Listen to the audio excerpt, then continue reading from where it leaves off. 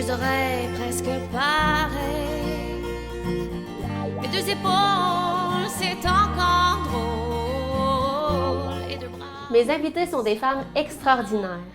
Une maman et une femme inspirante et dévouée, et sa fille, une fille avec une force intérieure exemplaire, donc des femmes de projet, des femmes vraies, mais surtout de cœur. Alors bonjour Catherine et Lola. Bonjour. Ça va bien? Oui, ça va bien. Ça va bien Catherine? Ouais. Alors on va débuter avec la première question.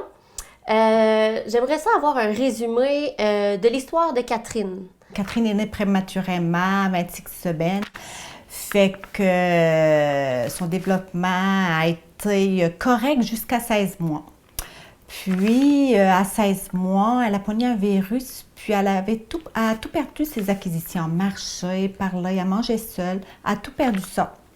Puis, suite à ça, on a vu plein de médecins et ils nous ont dit qu'il n'y avait rien à faire, qu'elle allait être comme ça toute sa vie, puis qu'elle avait une espérance de vie de 10 ans. Bon, on est retourné à la maison, puis on a décidé de faire de la stimulation avec Catherine. On a fait ça pendant 5 ans. On est allé un peu partout, à Philadelphie, à Vancouver, au Québec. Elle s'est quand même développée au niveau intellectuel beaucoup. Au niveau physique, ça a été pas beaucoup de changements. Ça fait que j'ai fait à l'école à la maison pendant 2 ans. Suite à ça, Catherine voyait que ses voisines allaient à l'école. Ça fait qu'elle m'a dit « Maman, alors, m'a fait comprendre, j'aimerais bien aller à l'école. » Fait que on a demandé sa place à l'école. Ça a bien été. Elle a été intégrée en 2e année. Son premier professeur, c'était Madame Martine Hort. Puis, elle a tout fait son primaire, secondaire, dans une classe ordinaire avec les autres enfants. Donc, l'intégration de Catherine s'est bien passée à l'école. Est-ce que vous avez dû former les élèves ou les éducatrices pour savoir comment Catherine, comment elle répond? C'est quoi son mode de communication? J'ai été donner un petit cours aux élèves. Comment Catherine fonctionnait. Ça veut dire, parce que Catherine, elle comprend tout, mais elle ne peut pas parler. Fait que pour dire oui, Catherine peut faire le signe avec ses yeux, qui veut dire oui. Puis quand elle voulait dire non, elle le fait avec sa tête. Puis mettons qu'il pose une question à Catherine, puis c'est dur de comprendre. Alors on lui dit les lettres d'alphabet. On lui pose la question, mettons, Catherine, qu'est-ce que tu as mangé pour dîner, mettons?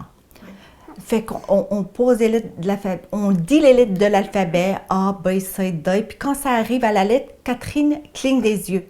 Qu'est-ce que tu as mangé pour dîner, Catherine?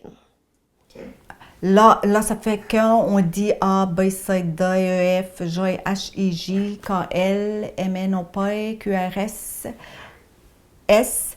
Bon, ensuite, de là, des fois, on peut lui demander, parce qu'elle dit la lettre O, U.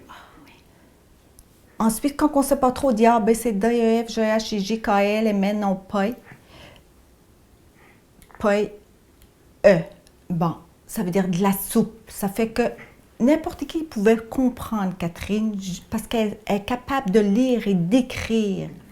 Fait que c'est assez simple, la communication avec elle. Elle était à l'école jusqu'à 22 ans. Ensuite de ça, après 22 ans, les enfants comme Catherine n'ont plus grand-chose. Fait qu'elle a fait son primaire, son secondaire. Et à la fin de l'école, moi, j'ai été voir les professeurs et j'ai demandé pour que Catherine participe à des stages d'observation dans les classes. Fait qu'elle est allée en première année avec Madame Martine. Elle allait là une fois semaine. Puis, elle allait l'aider à faire les corrections. Les élèves allaient voir Catherine quand ils ont vu des dictées ou des mots à écrire. Ils demandaient à Catherine si c'était correct ou pas. Puis Catherine était capable de corriger avec Madame Martine. Puis elle a fait, tu vois, plusieurs stages en première année, elle est allée en 2, elle est allée en 6e année. Ça a été merveilleux pour elle. Fait que dans le fond, après l'école, il a fallu trouver des projets. Comme là, présentement, il y a les ateliers de cuisine avec la fac. Chaque semaine, ils font un mets, soit un mets asiatique, chinois, italien. Ils préparent, puis ensuite, ils rapportent le souper à la maison. Que Catherine participe à chaque mardi matin. Après-midi. Oui. Comment est arrivée l'idée de Lola Catherine Bijoux? L'occuper le jour parce que avec une déficience physique comme elle, c'est dur de trouver des endroits où elle pourrait faire d'autres stages que les stages à l'école. Ça fait j'ai commencé à faire des bijoux pour s'amuser. Puis suite à ça, il y a comme une passion qui s'est développée. Puis Catherine aimait ça aussi parce qu'on faisait des bijoux, puis les amis en demandaient. On avait genre une page Facebook. Puis les amis commandaient des choses à Catherine, ça fait que moi je les faisais, puis elle s'occupait d'envoyer les messages, comme toute la communication, ça fait que c'était bien le fun, ça fait que ça a commencé comme ça. Puis ensuite de ça, on se disait, ben comme Catherine a été souvent hospitalisée à Maria, on voulait trouver quelque chose aussi, une activité de financement pour les remercier de leurs bons soins, faire notre BA si tu veux, parce qu'elle a été souvent à l'hôpital. Ça fait que Catherine était contente de faire ça aussi. Ça fait que tout l'argent, les salons de Noël qu'on faisait, tout l'argent amassé, on l'a donné à la pédiatrie. On a fait ça pendant 5 ans. Les amis ont vu les bijoux, tout ça, ils aimaient ce que vous faisiez.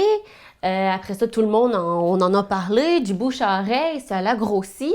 Après ça, les gens voulaient voir ce que vous fassiez. On a une page Facebook, qui est Lola Catherine Bijoux. On fait les salons de Noël. Notre site Internet, notre page Lola Catherine Bijoux sur Etsy. Puis vous pouvez nous commander des choses, puis il n'y a pas de problème, on peut vous envoyer ça par la poste. C'est très agréable pour nous et pour Catherine parce que c'est elle qui s'occupe un peu des courriels. Parce que la communication pour Catherine sur ordinateur, c'est très facile. Puis c'est comme son monde virtuel, social, si tu veux. Alors maintenant, Catherine, je t'inviterais à dire le mot de la fin. Hein, c'est un message à transmettre aux jeunes, aux enfants, peu importe, je te laisse le mot de la fin.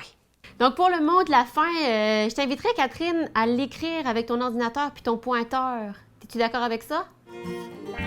J'ai 2 yeux, tant mieux. Mes 2 oreilles presque pareilles. Mes 2 épaules, c'est encore drôle. Et 2 bras, ça me va. Merci Catherine, merci Lola d'avoir accepté l'invitation à l'émission. Il y a des choses que tu ne vois pas. Ça nous a fait plaisir, ma chère. Si quelqu'un te décourage, transforme son message.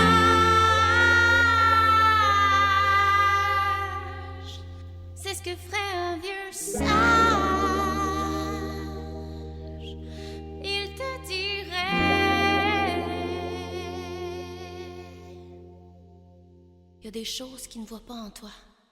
Tant qu'il y a de la vie, il y a de l'espoir.